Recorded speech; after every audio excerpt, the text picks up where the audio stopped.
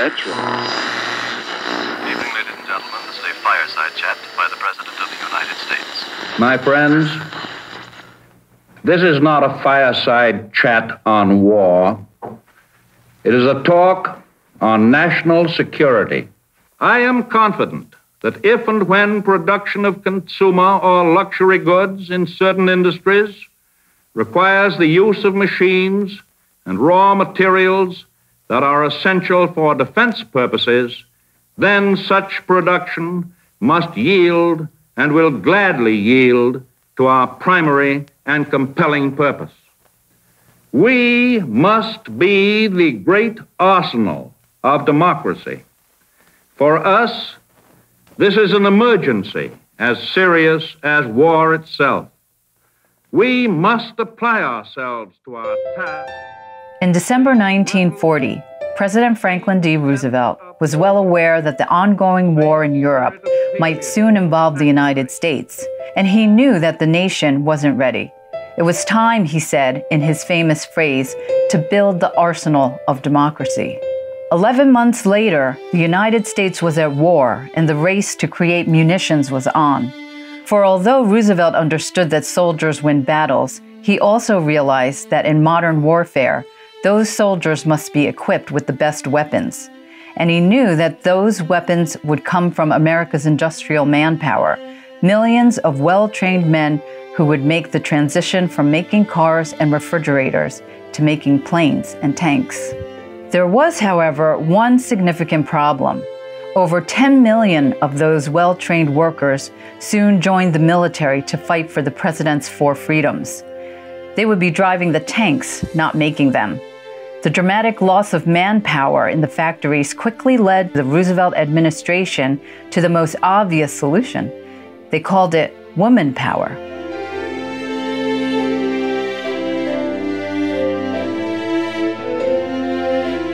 Soon after Pearl Harbor, the need for women to join the war effort within industry and factory settings became increasingly obvious. The U.S. government was already expending $2 billion every month on the Accelerating Defense Program, and before long, 17 million new industrial jobs needed to be filled. The production lines were expanding almost exponentially, and so the need for workers was just tremendous. And so that's where the main focus was to bring workers onto the floor, into the assembly areas. So this is where women really, where that focus was for Rosie the Riveter. I mean, even the term riveter reminds us that that's what these were. These were production and were assembly jobs that these women were recruited for, and that's where the greatest need was. Among the first women to be hired was young Naomi Parker, who found herself working at the machine shop at the Alameda Naval Air Station in California. Some 3,000 more women soon joined her on the base, riveting, drilling, patching wings, and much more for the duration of the war. The pattern was the same across the country. Women, wrote the journalist Damon Runyon in early 1942, always do their share and a little more in war. With great respect, he referred to them as women in war, and throughout that first year at war for the nation, Americans used that phrase and similar ones to talk about the remarkable new wave of munitions workers. The name Rosie the Riveter didn't begin right away with Pearl Harbor. You don't really see it or hear it until late 1942 when a popular song called Rosie the Riveter comes out. Now, all of that time, throughout the first year of the war for the US, there were lots of images of women in factories that you saw in advertisements and billboards and so on. But the song brought that name into prominence, and then increasingly the name became associated with women in the factories, whether they were riveters or not. All the day long, whether rain or shine, she's a part of the assembly line. She's making history, working for victory. Rosie the Riveter keeps a sharp lookout for sabotage, sitting up there on the fuselage. That little frail can do more than a male can do. Rosie the Riveter, Rosie's got a... This song by Red Evans and John Jacob Loeb made Rosie the Riveter a household name, and by the spring of 1943, her name was so well known that Norman Rockwell decided to borrow it for a Saturday Evening Post cover. Painted for the May 29, 1943 cover of the Saturday Evening Post, Rosie the Riveter depicts a strong, capable feminine figure on the home front during World War II. She represented the more than 2 million women who entered the workforce to take on jobs that had been vacated by servicemen. Rockwell's thoroughly modern Rosie not only addresses the idea that had touched all American lives, but also conveyed a can-do spirit and the emergence of women into the workforce during a time of national crisis. She is emblematic of a sea change in American culture, and the artist's depiction celebrates and even helps to invent the beginnings of gender equality. Rockwell's model, Mary Doyle, was petite, but the artist had given her noticeable muscles to go along with the tools of her new trade. It's interesting to note that even while having lunch, Rosie is holding a large, heavy rivet gun, which would likely have been used to build aircraft, armed forces vehicles, or munitions, as seen in the photographs from the Boeing collection. She has her foot planted firmly on Mein Kampf, Adolf Hitler's manifesto. Feminine touches such as her red lipstick and the lacy handkerchief in her pocket are reminders of her softer side. Rockwell's rendition was actually inspired by the work of art created centuries before, Michelangelo's Prophet Isaiah painted on the Sistine ceiling in Rome. The coveralls worn by Rockwell's Rosie were one of many safety garments that the real Rosies were required to wear in their new work environment. As women came into the workforce, there were a lot of issues that were really unforeseen. And one of these that became apparent quickly was that there were accidents where women's clothing and their hair was getting caught in machinery. And so there was this immediate need to pursue these safety issues. And how do you, what actually do you wear to work? And that was not only a safety issue, but it was a concern for women as far as being fashionable. What is appropriate attire?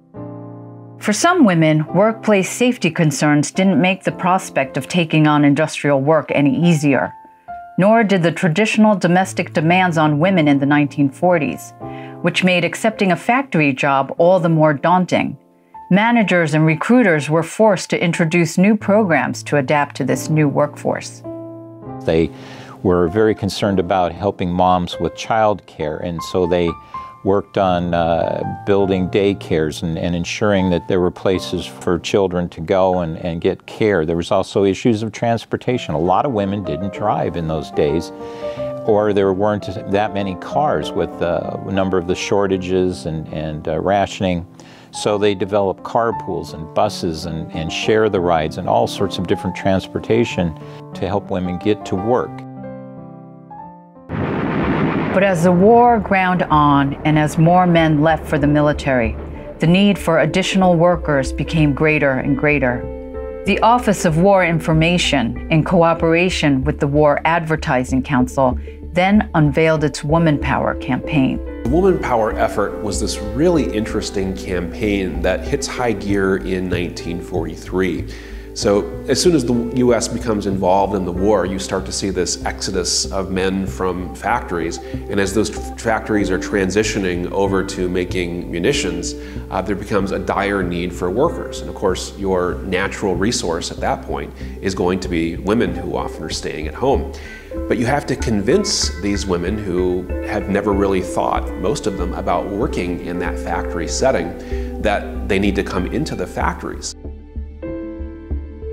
There were persuasive efforts inside the factory walls as well, where internal posters constantly encouraged, instructed, and appealed to both men and women. Within the Westinghouse Corporation, one image which has become widely known since the 1980s showed work as a strong but feminine woman in a red bandana, flexing her muscles under the word bubble, "We can do it." The poster by graphic artist and illustrator J. Howard Miller was designed to encourage production among female workers and may have been inspired by an earlier photograph of Naomi Parker. Women who entered the workforce during World War II, whether single, married, black, white, urban, and rural, represented an exciting time of social change. For many, it was the first time that they'd ever earned a wage for their own labor. But all of them knew that they were indispensable to the war effort and that the fight for the four freedoms would have failed without their contributions. This was an opportunity once and for all for these great virtues to be shared with the world. At the end of the war, America would be able to free all of these oppressed people from that were experiencing tyranny at that time. So this was really the feeling and the motivation. The Rosie the Riveters that I've talked to and other people, well, they tell you that it was a time of great patriotism. By the war's end, after the death of Franklin D. Roosevelt, President Harry Truman broke the news of the final victory in a radio address. It was clear that Womanpower had won the day. From our war plants rolled the tanks and planes which blasted their way to the heart of our enemy. From our shipyards sprang the ships which bridged all the oceans of the world for our weapons and supplies. But back of it all were the will and spirit and determination of a free people who know what freedom is and who know that it is worth whatever price they had to pay to preserve it.